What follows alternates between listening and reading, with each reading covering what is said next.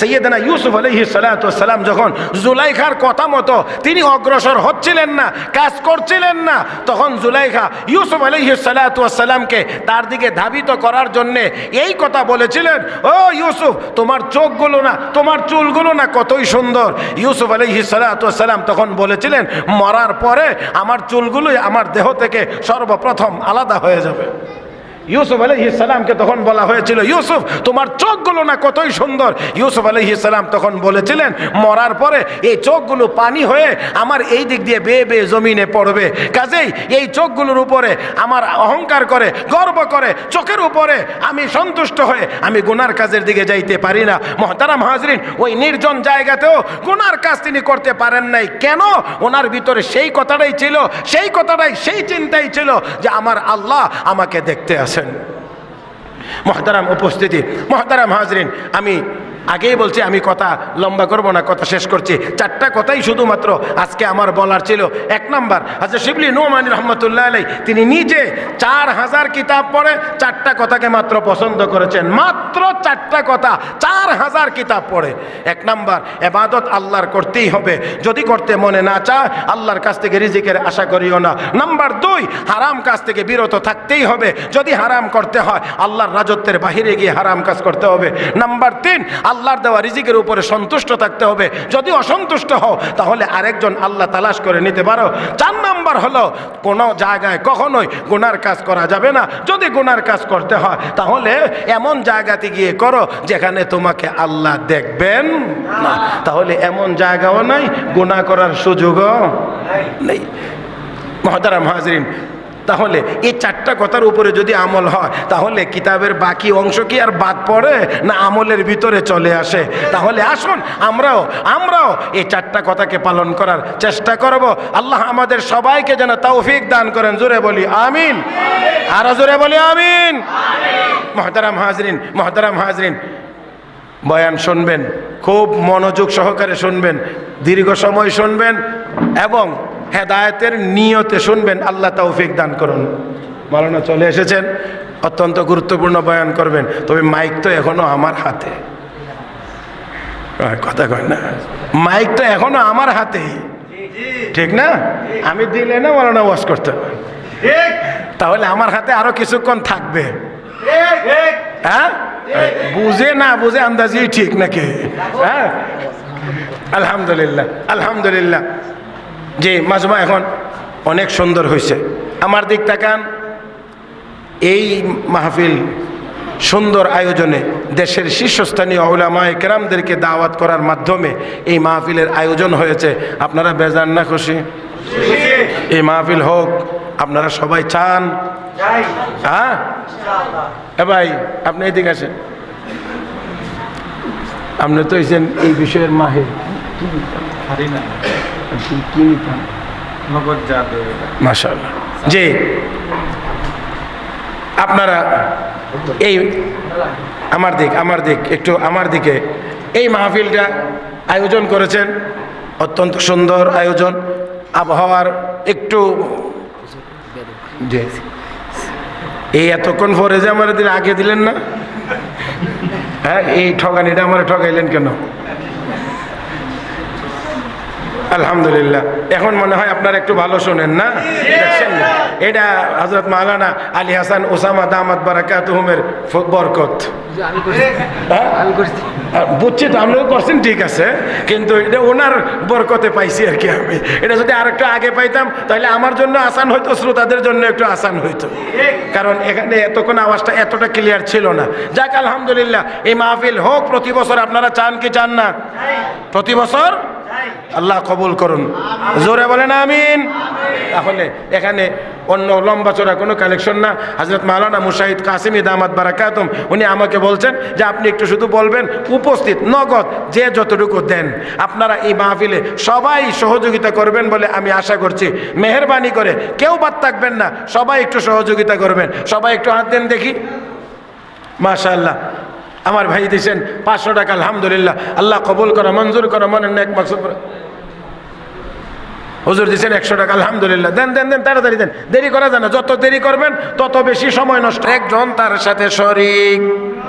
মান কানা ইউরিদুল আজিলাতা আজ্জালনা লাহু ফিহা মা নাশাউ লিমান নুরিদ সুম্মা জাআলনা লাহু জাহান্নাম ইয়াসলাহা মাযমুমান মাদহুরা।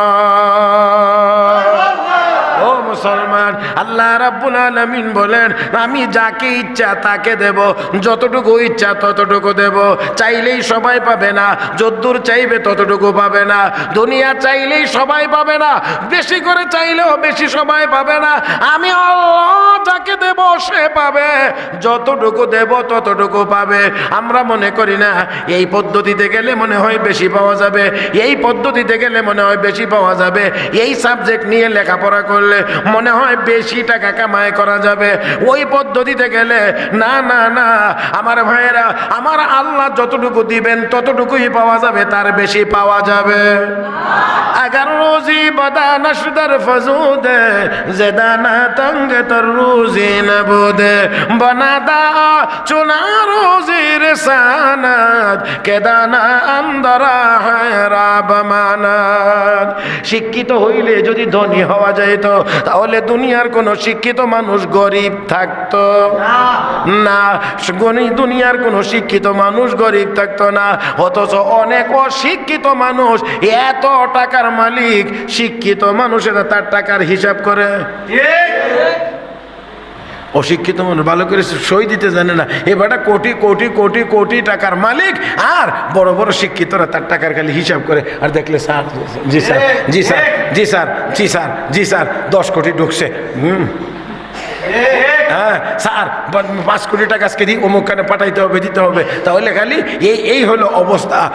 যে বেচারা ভালো করে সিগনেচারও করতে জানে না, সেই লোক হয় কোটি কোটি টাকার মালিক, আর বড় বড় শিক্ষিতরা হয় তার টাকার হিসাব রক্ষক। তাহলে বুঝতে হবে এই রিজিক কমায়া দেওয়া বাড়ায়া দেওয়া এটার মালিক কে? আল্লাহু ইয়াবসুতুর রিজকা লিমান ইয়াশাউ ওয়া ইয়াকদির। আল্লাহ যাকে চান রিজিক বাড়ায়া দেন, যাকে চান রিজিক কমায়া দেন। মুহতারাম হাজিরিন, তাহলে আসুন শিবলি নোমানী রহমতুল্লাহি আলাইহি বলেন, হে শিবলি, আল্লাহর রিজিকের উপরে তোমাকে সন্তুষ্ট থাকতে হবে।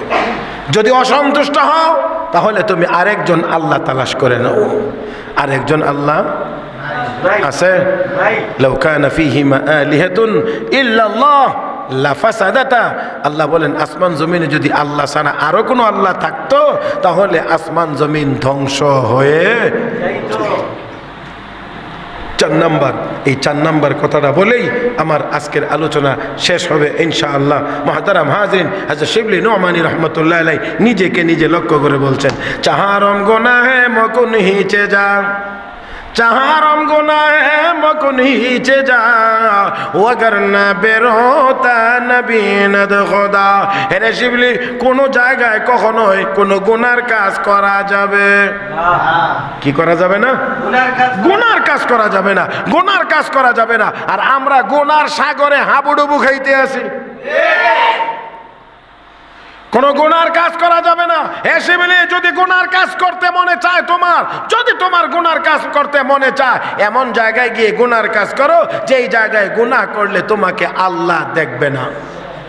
বলেন দেখি কোন জায়গায় গিয়ে গুনাহ করলে আল্লাহ দেখবেন না?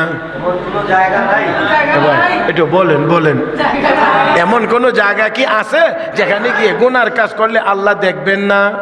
তাহলে আল্লাহর চোখের আড়ালে যাওয়া যাবে না, অতএব গুনার কাজও করা যাবে। হ্যাঁ, সব জায়গায় আল্লাহ দেখেন, সব সময় আল্লাহ দেখেন। পানির উপরেও আল্লাহ দেখেন, পানির নিচেও আল্লাহ দেখেন, পাহাড়ের গুহায়ও আল্লাহ দেখেন, বিমানে উড়লেও আল্লাহ, পর্দার ভিতরে গেলেও, হ্যাঁ পর্দার ভিতরে গেলেও আল্লাহ দেখেন, আল্লাহ দেখেন না এমন কোনো জায়গা নাই। হে মুসলমান, একটু সামান্য খেয়াল করেন, একটু মনের ভিতর থেকে একটু খেয়াল করেন, তা হলো আমার আল্লাহ আমাকে দেখতে আছেন, আমার আল্লাহ আমাকে দেখতে আছেন, আমার আল্লাহ আমাকে সব সময় দেখতে আছেন। এই কথাটা যদি একজন মানুষ তার ভিতরে সেটিং দিতে পারে যে আমাকে আমার আল্লাহ দেখতে আছেন, ও মুসলমান, ওই লোকটা গুনার কাজ করতে পারবে না, গুনার কাজ তার দ্বারা কোনোদিন হবে না। আমার ভাইরা, আমার বন্ধুরা, ভালো করে খেয়াল করে দেখেন, আল্লাহ দেখতেছেন, এই কথাটা যদি কারো হৃদয়ের ভিতরে থাকে, ওই লোকটা পর্দার আড়ালে গিয়ে খাবে না, পানির নিচে ডুব দিয়েও রোজার মাসে পানি পান করবে না, নির্জন জায়গা থেকেও গুনার কাজ করবে না। সাইয়েদেনা ইউসুফ আলাইহিস সালাতু ওয়াস সালামকে নির্জন জায়গায় নেওয়া হয়েছিল। আমার দিকে তাকান, আমার দিকে, আমি শেষ করছি। ইউসুফ আলাইহিস সালাতু ওয়াস সালামকে একেবারে নির্জন জায়গাতে নিয়েই বলা হয়েছিল আমার মনের আশা আকাঙ্ক্ষা পূরণ করতে হবে। ইউসুফ আলাইহিস সালাম সেখানেও বলেছিলেন, মাআযাল্লাহ, আমি আল্লাহর আশ্রয় চাই, আমি আল্লাহর আশ্রয় চাই, আমি এই গুনার কাজ করতে পারবো না। কারণ আমি গুনার কাজ করতে পারবো না। ওই জায়গাতেও, যত নির্জন জায়গাতেই না হোক, যত নির্জন জায়গাতেই না হোক, সেখানে আমার আল্লাহ দেখেননি না দেখেন না? কথা বলেন, দেখেননি না দেখেন না? যত নির্জন জায়গাতেই হোক না কেন, আল্লাহ রাব্বুল আলামিন দেখেন। তাফসীরের কিতাবে লিখেছে,